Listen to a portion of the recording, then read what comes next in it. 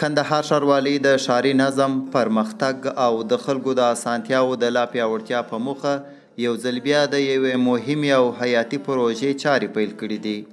دا په مختلفو ناحیو کې د چریو، سلبونو او کوڅو د اساسي رغولو پروژه ده.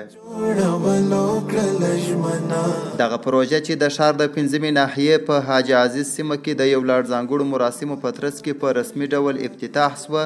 پکې د کندهار ښاروالي تخنیکي او مسلکي مرستیال، د ښاروالي تخنیکي ټیم، د قراردادي شرکت مسؤلینو، کارګرو او د سیمو اوسیدونکو ګډون کړی و.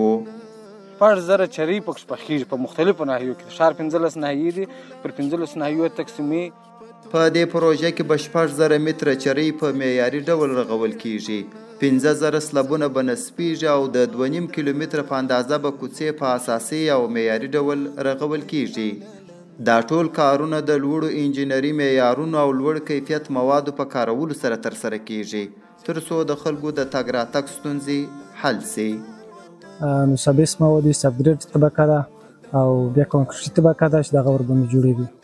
د دې پروژې لپاره 14 میلیونه افغانۍ ځانګړې شوي دي چې د کندهار ښاروالۍ له انکشافي بودیجې ورکول کیږي او ټاکل شوې ده چې ټول کارونه یې د 2 میاشتو په موده کې پای ته ورسیږي. په یاده پروژه کې هر ورځ نږدې 100 تنه فني او غیر فني کارګر په کار کولو بوخت دي. د ښاروالي راغلی ده په د عزیز کې 15 ناحیې کې موږ کار شروع کړی. هغه موږ خپل کوڅې چې د کور مخ مو بیا موږ په کار اچولي. د یادې پروژې په تطبیقولو سره د کندهار ښار اوسیدونکو زیاته خوښي ښودلې او د کندهار ښاروالۍ له دې مهم اقدام څخه یې ځانګړې مننه کړې.